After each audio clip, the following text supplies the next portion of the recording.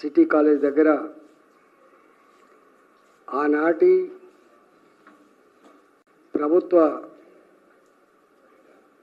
పోలీసులు కాల్పులు జరిపితే 7 మంది విద్యార్థులు చనిపోయినారు. 1969లో యావత్ తెలంగాణ సమాజం మా ఉద్యోగాలు మాకు కావాలి, మాది ఆత్మగౌరవ పోరాటం, మా స్వయం పాలన కావాలని చెప్పి పోరాటం చేస్తే ఆనాడు కేంద్రంలో ఉన్నటువంటి ఇందిరాగాంధీ, ఇక్కడ ఆనాటి కాంగ్రెస్ పార్టీ సర్కార్ బ్రహ్మానంద రెడ్డి గారి నాయకత్వంలో ఆ ఉద్యమాన్ని అణచడానికి పారామిలిటరీ దళాలతో పాటుగా అక్కడక్కడ అనేక రకాల హింస ప్రయోగించి 369 మంది ముక్కుపచ్చని ముద్దు బిడ్డలు పొట్టన పెట్టుకున్నారు. ఆ తదనంతరం తెలంగాణ కాంక్షించే వాళ్ళు, మేధావులు ఎక్కడ కూడా తెలంగాణ ఉద్యమ జ్వాలను ఆగకుండా దాన్ని కాపాడుతూ పోయినరు. 2001లో మలిదశ ఉద్యమం స్టార్ట్ అయిన తర్వాత అన్ని పార్టీలు కూడా ఎక్కడికక్కడ సంఘటితమై విద్యార్థుల ఆధ్వర్యంలో జేఏసీగా ఏర్పడి సంవత్సరాల తరబడి ఈ పోరాటం జరిగింది. వందల మంది తెలంగాణ ముద్దుబిడ్డలు అమరులైనరు. వాటి ఫలితంగా రాష్ట్రం ఏర్పడ్డది. ఇవాళ జూన్ 2వ తారీఖు నాడు జరుపుకునే ఈ వేడుకలు ఎవరో ఇష్టం వచ్చింది కాదు. తెలంగాణ ఇంతకుముందు చెప్పినట్టుగా పోరాటం ద్వారా, రక్త తర్పణాల ద్వారా, ప్రాణ త్యాగాల ద్వారా సాధించుకున్న తెలంగాణ. ఈ తెలంగాణ సాధనలో మొదటి నుంచి కూడా ఒకటే మాటతో కట్టుబడిన పార్టీ భారతీయ జనతా పార్టీ.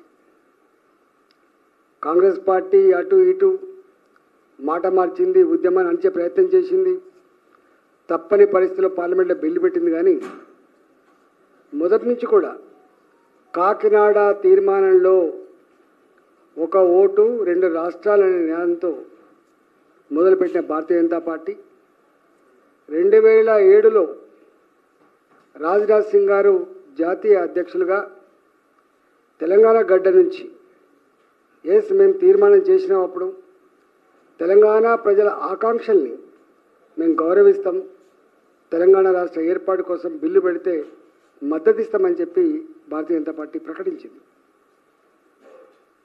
తెలంగాణ ఉద్యమంలో జేఏసీలుగా ఏర్పడ్డ నాడు ఆ జేఏసీలో భారతీయ జనతా పార్టీ పక్షాన బండారు దత్తాత్రేయ గారు, అశోక్ యాదవ్ గారు ఇద్దరు కూడా జేఏసీలో పర్మనెంట్గా జేఏసీ తీసుకునే అన్ని నిర్ణయాలను కూడా అమలు చేసే దాంట్లో క్రియాశీలంగా పాల్గొన్నారు. ఉద్యమం ఉవ్వెత్తు నడుస్తున్నప్పుడు, అనేక మంది బిడ్డలు ఆత్మ బలిదానం చేసుకుంటున్నప్పుడు సుష్మా స్వరాజ్ గారు స్వయంగా తెలంగాణ వచ్చి అనేకసార్లు అప్పీల్ చేసింది. తెలంగాణ బిడ్డలారా, మీరు మా బిడ్డలు లాంటి వాళ్ళు, చనిపోవడం పరిష్కారం కాదు, మేము పార్లమెంట్లో మేమున్న మీ పక్షాన కొట్లాడడానికి తప్పకుండా తెలంగాణ సాధన తీరుతామని చెప్పి అనేకసార్లు తెలంగాణ గడ్డ మీద మాట్లాడారు.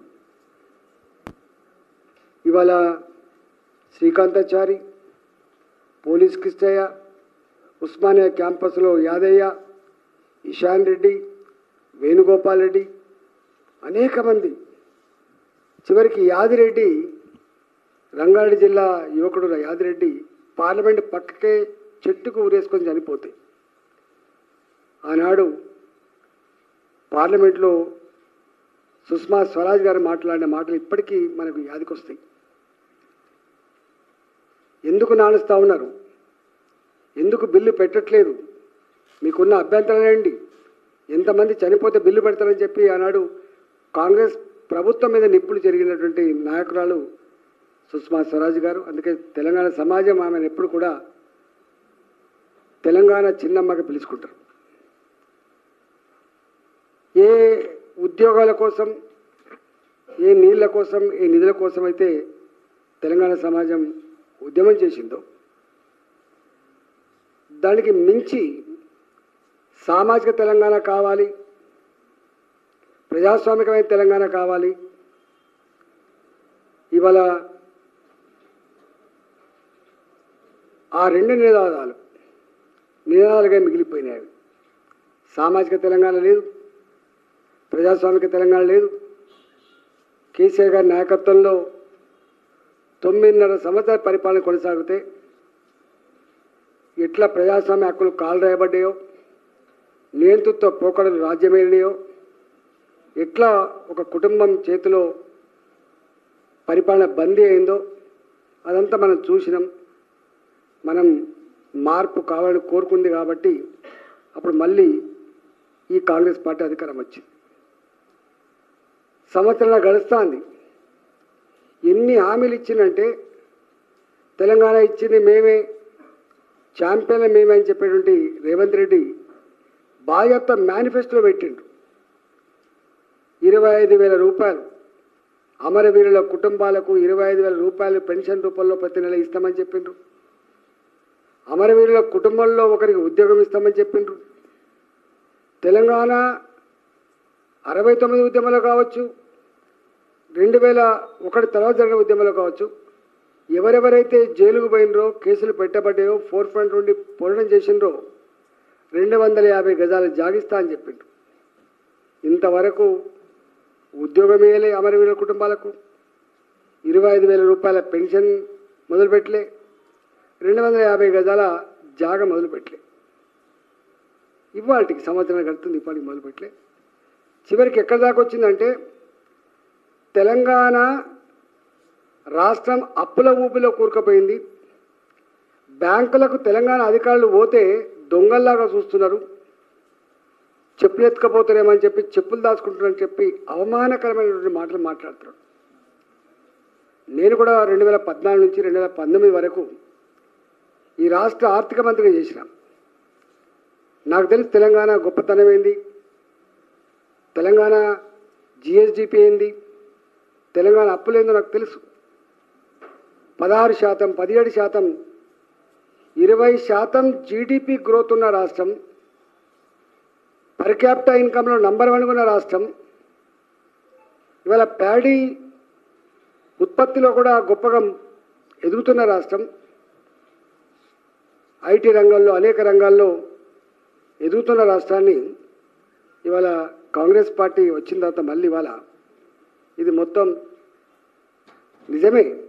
ఆయన కాళేశ్వరం కార్పొరేషన్ పెట్టచ్చు, డ్రింకింగ్ వాటర్ కోసం మిషన్ భగీరథ కార్పొరేషన్ పెట్టిండ్రు, అనేక రకాల కార్పొరేషన్ పెట్టి లోన్. కానీ ప్రాజెక్టులు కట్టడం తప్పు కాదు, ప్రాజెక్టులలో జరిగిన అవకతవకలు తప్పు కావచ్చు. ఇవాళ ఈ కాంగ్రెస్ పార్టీ వాళ్ళ పేరు చెప్పి ఇవాళకి మళ్ళీ కాళేశ్వరంలో జరిగిన నష్టాన్ని సరిచేసి పంట పొలాలు నిలిచే పరిస్థితి లేదు, ఉద్యోగాలు ఇచ్చే పరిస్థితి లేదు, పెన్షన్లు ఇచ్చే పరిస్థితి లేదు. చివరికి నేను ఆ పేపర్ చూసిన 61 సంవత్సరాలు ఉన్నటువంటి రిటైర్డ్ వయో పరిమితి ఇంకో సంవత్సరం పెంచుదామనేటువంటి సాగి దిగజారిండ్రు. అంటే ఒక్క మాట చెప్పాలంటే యావత్ తెలంగాణ సమాజం బరిగీసి కొట్లాడి తెలంగాణ ఇంత గొప్పగా ఉండాలని చెప్పి కళ్ళుగన్నరో భావించినరో వాళ్ళ కళలన్నీ కూడా కళ్ళలుగా మార్చేసిన పార్టీలు ఇవి. ఇవాళ పక్క రాష్ట్రం మనకంటే జీడిపిలో తక్కువ ఉన్న రాష్ట్రం, ఆదాయంలో తక్కువ ఉన్న రాష్ట్రం. ఇలా ప్రధానమంత్రి నరేంద్ర మోడీ గారి కేంద్ర ప్రభుత్వ అండదండలతో ఎన్ని లక్షల కోట్ల రూపాయలు రకరకాల అభివృద్ధి పెట్టిన నేషనల్ హైవేస్ కావచ్చు, రైల్వేస్ కావచ్చు, విశ్వవిద్యాలయాలు కావచ్చు, వాళ్ళ క్యాపిటల్ సిటీలు కావచ్చు, అనేక రకాలు దూసుకుపోతూ ఉంటే ఇక్కడ మాత్రం వెలువెళ్ళిపోతూ ఉంది.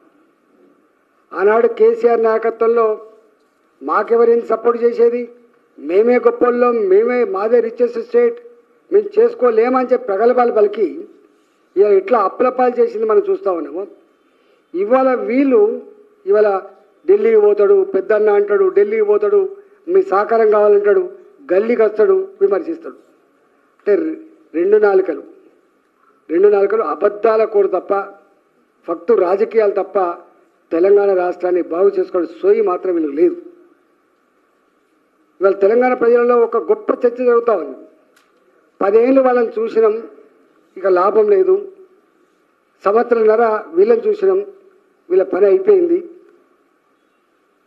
భారతీయ జనతా పార్టీ జిమ్మదారి కలిగిన పార్టీ, బాధ్యత కలిగిన పార్టీ, ప్రజల కోసం ఆలోచించే పార్టీ. మోడీ గారు సబ్కా సాత్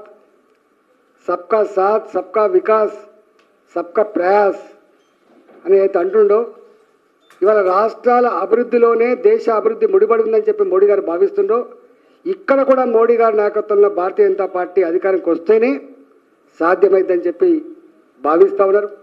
ఇవాళ మేము ఇవాళ మా తిలావత్ గారి, అదేవిధంగా మా రాథోడ్ గారి నాయకత్వంలో ఈరోజు మేము ప్రజల సమస్యలు మా పార్టీ ఆఫీసులో ఒక సెల్ ఓపెన్ చేసినాం.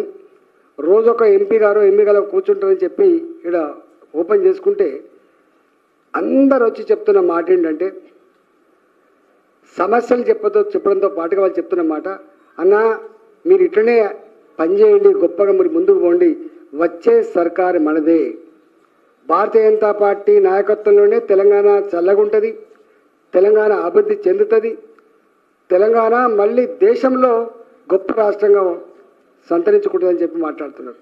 ఇలా 100 మంది ఎవరు మాట్లాడినా అదే మాట్లాడుతున్నారు. తప్పకుండా తెలంగాణ ప్రజానికానికి సందర్భంగా 2 మాటలు. ఒకటేమో మన ఆశలు ఆడి ఆశలు చేసిన పార్టీ ఒకటి బీఆర్ఎస్ పార్టీ, రెండవది ఇలా కాంగ్రెస్ పార్టీ. భారతీయ జనతా పార్టీ మీకు సంపూర్ణంగా అండగా ఉంటుంది. ఒకటి ఇవాళ ఉన్న సమస్యల మీద మీకు అండగా ఉండి కొట్లాడమే కాకుండా, అది వరిధాన్యం సమస్య కావచ్చు, అది ఉద్యోగాల సమస్య కావచ్చు, అది రేపు గోదావరి జలాలు మళ్లించే సమస్య కావచ్చు, అది ఇంకే సమస్య కావచ్చు, సమస్యల మీద కొట్లాడుతూనే అంతిమంగా భారతీయ జనతా పార్టీ మీ ఆశీర్వాదంతో తప్పకుండా తెలంగాణలో మనం అధికారంకి వస్తాం. ఇవాళ ఈ అప్పుల ఊబిలో కూరుకుపోయినాం, ఆత్మనిర్భరంతో బతికే ఇవాళ దిగాలు పడ్డ తెలంగాణకు ఒక మంచి దిక్సూచిగా భారతీయ జనతా పార్టీ మీకు అండగా ఉంటుందని చెప్పి ఈ సందర్భంగా తెలియజేస్తూ ఉన్నాం. ప్రజలకి, బాధితులకి ఒక రిక్వెస్ట్, భారతీయ జనతా పార్టీ కేంద్ర కార్యాలయంలో ఇవాళ నేను చెప్పిన సెంటర్ ఓపెన్ చేసినాం. అది ఉద్యోగాల్లో జరిగిన అవకతవకలు కావచ్చు, భూముల అక్రమ లేఅవుట్లు కావచ్చు, అక్రమంగా రియల్ ఎస్టేట్ మాఫియాలు చేస్తున్న దోపిడీ కావచ్చు, ప్రభుత్వ అండదండలతో అనేక రకాల దుర్మార్గాలు కావచ్చు, ఇవన్నిటి మీదతో పాటుగా అభివృద్ధికి సంబంధించిన విషయంలో కూడా మాకు మీరు ఏమైనా సమస్యల మీద ఇస్తే తప్పకుండా మేము అప్పటికప్పుడు చేయాల్సిన పనులు పరిష్కరిస్తాం. ప్రభుత్వానికి నివేదించే ప్రయత్నం చేస్తాం. అవసరమైతే కొన్ని సమస్యల మీద కొట్లాడే ప్రయత్నం చేస్తామని చెప్పి తెలియజేస్తూ, మీరు 11 గంటల నుంచి 1 గంట వరకు ఇది నిరంతరంగా కొనసాగుతుంది కాబట్టి మీరు దాన్ని ఆ సౌకర్యం వాడుకోవాలని చెప్పి నేను విజ్ఞప్తి చేస్తా ఉన్నాను.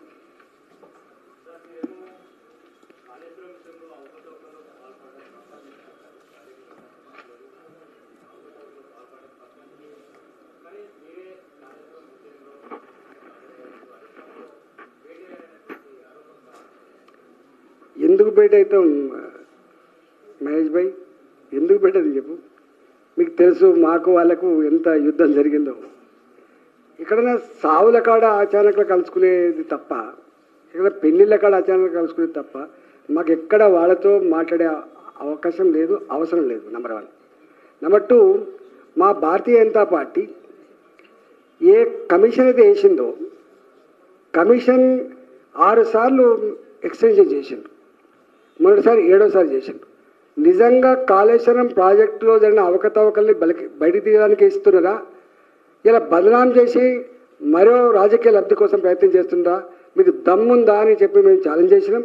మీకు చేత కాకపోతే సిబిఐకి అప్పచెప్పండి, విచారణ మేము చేస్తామని చెప్పినాం. భారతీయ జనతా పార్టీ ఎక్కడ అన్యాయం జరిగినా, దుర్మార్గాలు జరిగినా సహించే పార్టీ కాదు.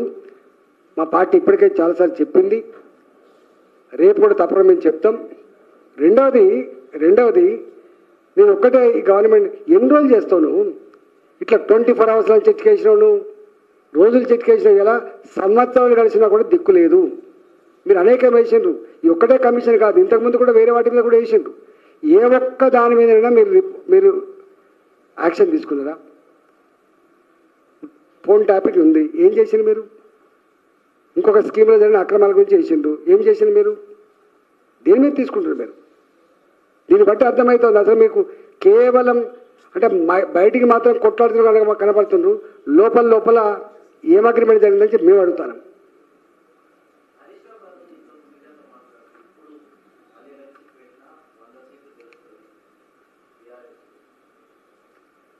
అది వాళ్ళ పగటి కళ. వాళ్ళ గురించి వాళ్ళకేమైందో మీరు చూస్తున్నారు కదా బయట. 9.5 సంవత్సరాలు వారి పరిపాలన చూసింది కదా. వాళ్ళ ఆయంలోనే కదా కాళేశ్వరం కుంగిపోయింది, వాళ్ళ ఆయంలోనే కదా ఫోన్ ట్యాపింగ్ జరిగింది, వాళ్ళ ఆయంలోనే కదా ఇప్పుడు సీతారామ దగ్గర పిల్లలు కుంగిపోయింది, వాళ్ళకేమే కదా ఇవాళ అప్పుల ఊబిలో కూరుకుపోయింది అని చెప్తున్నది. ఏం గొప్పగా ఉందని చెప్పి మళ్ళీ వాళ్ళకు ఆదరిస్తారు. ఈ విలేకరుల సమావేశానికి తీసుకున్నటువంటి గౌరవనీయులు ఈటెల రాజేందర్ గారికి ధన్యవాదాలు తెలియజేస్తూ, అదేవిధంగా ఈ ఉస్మానియా విద్యార్థులు ఈటెల గారికి సన్మానం చేస్తారు. అదేవిధంగా ఈ